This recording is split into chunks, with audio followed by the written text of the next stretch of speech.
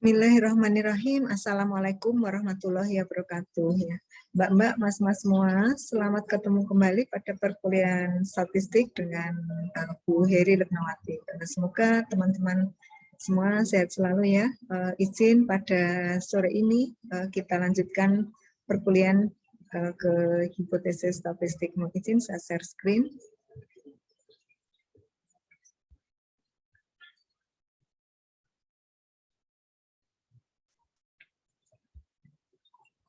PowerPoint. Ya, hipotesis ya.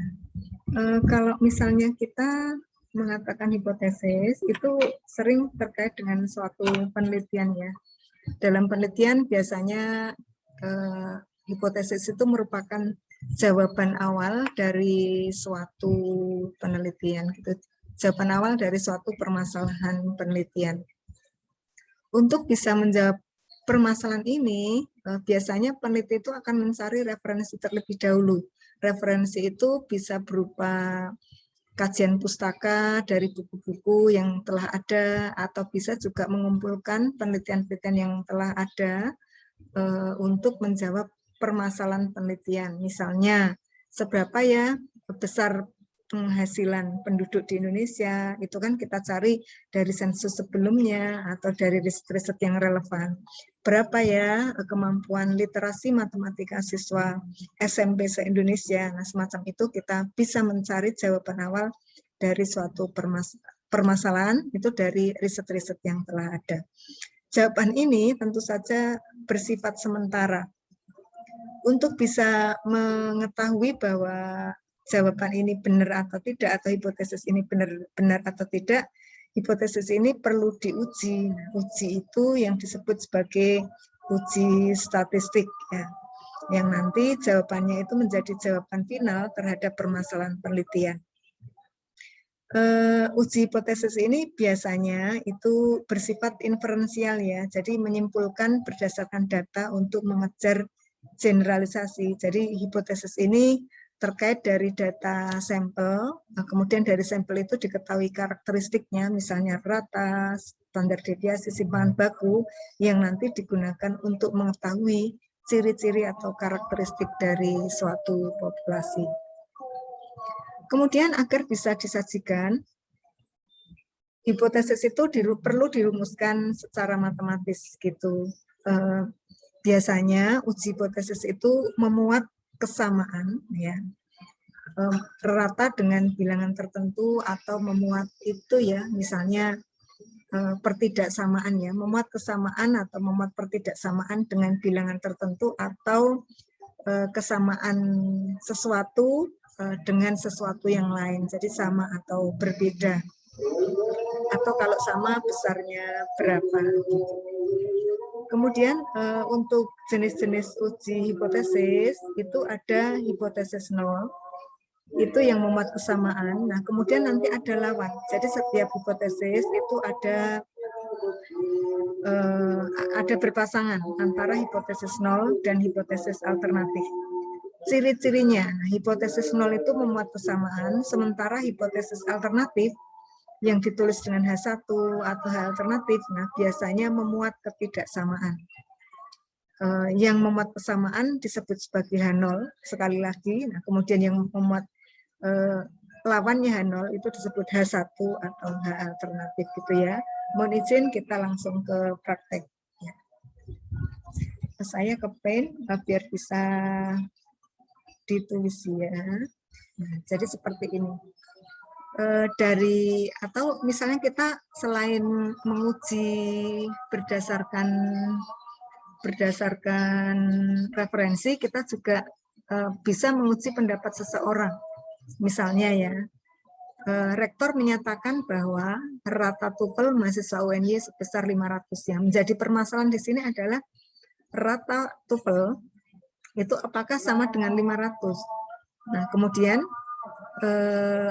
siapa tahu rektor mengklaim atau ada bupati mengklaim, dan di sini kita perlu membuktikan. Nah, di sini kita juga bisa mengajukan hipotesis. Misalnya pada kasus ini rektor telah mengklaim bahwa rata TOEFL mahasiswa UNY sebesar 500 rata. Nah, di sini rata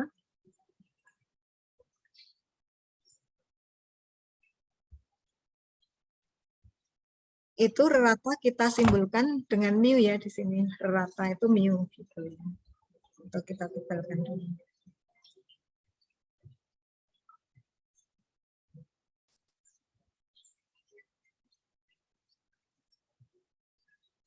Nah, di sini. Mu itu rata. Misalnya rata mahasiswa NY sebesar 500. Sebesar itu kan berarti sama dengan ya. Nah, berarti di sini mu sama dengan 500. Nah, tadi ada dua jenis hipotesis, yakni hipotesis nol dan hipotesis alternatif. Kalau hipotesis nol memuat kesamaan atau memuat sama dengan, nah sementara hipotesis alternatif itu lawannya ya. Jadi kita gunakan cara ini untuk merumuskan hipotesis yang tadi di pin. Ya. Nah berarti di sini H0 ya. H0.2 gitu ya. Kemudian pasangannya H0 adalah H alternatif. Nah, ada dua, jadi sepasang itu harus ada dua ya. Jadi kalau di sini H0, H alternatif adalah lawannya. Lawannya sama dengan itu adalah tidak sama dengan 500. Jadi nanti sama dengan itu lawannya adalah tidak sama dengan. Nanti ada kurang atau sama dengan, lawannya itu lebih besar. Kemudian ada kurang dari lebih besar atau sama dengan, nanti lawannya adalah kurang dari. Contoh kedua, Bupati menyatakan di wilayahnya rata penghasilan, nah, rata penghasilan di sini mu lebih besar dari. Nah, lebih besar di sini kita gunakan tanda ini. Berarti yang kedua ini ya, yang kedua. Karena di sini lebih besar itu merupakan memuat ketidaksamaan atau tidak ada sama dengannya seperti ini, maka masuk H alternatif ya. Di sini H alternatif, di sini H0. Nah, berarti di sini kalau mau urut kita tulis H0-nya dulu, kita tuliskan H alternatifnya. Di sini mu itu lebih besar dari 1,750 juta ya. Dalam rupiah tentu saja. Lawannya lebih besar kita cari yang sama dengan ya. Lawannya lebih besar adalah kurang atau sama dengan 1.750 atau 1,75 juta. Nah, seperti ini untuk merumuskan hipotesis. Nah, kemudian yang contoh selanjutnya.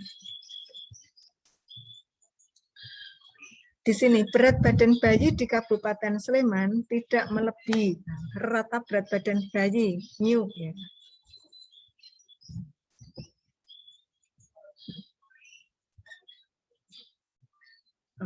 Ditebalkan.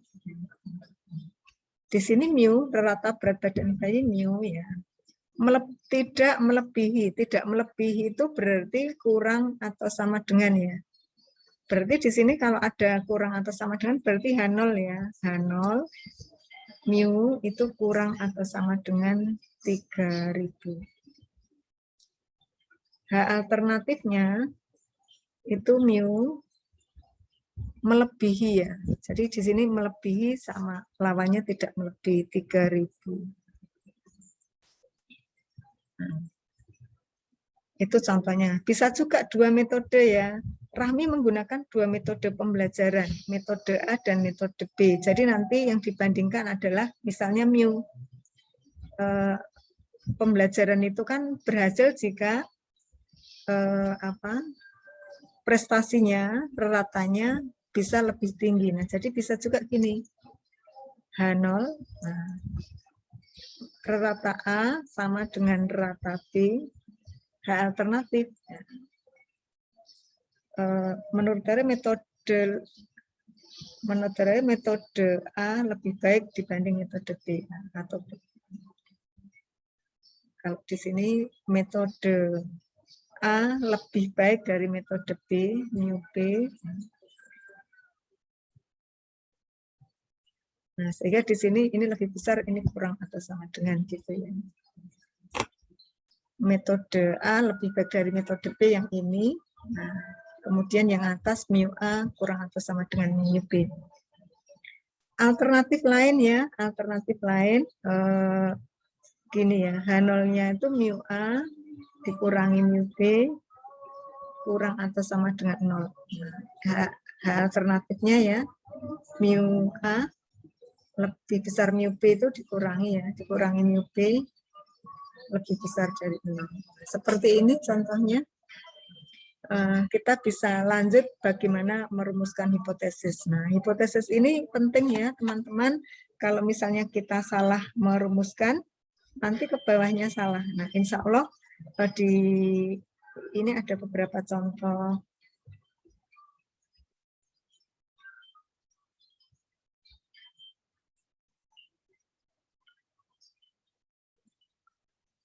Beberapa contoh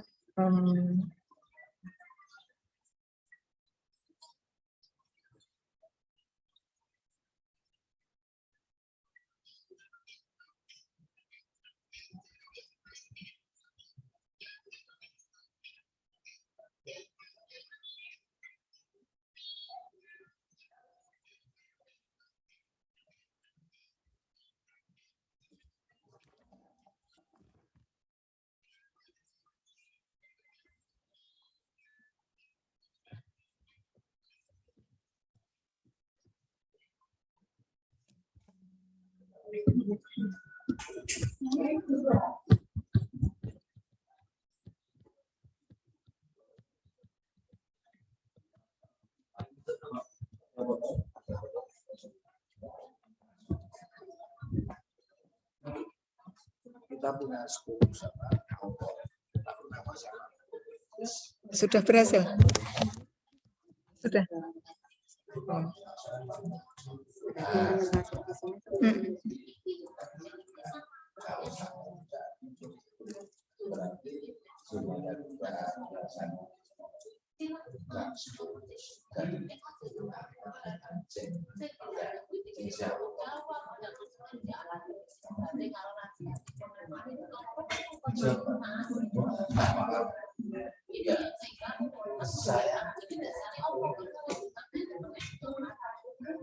Jadi yang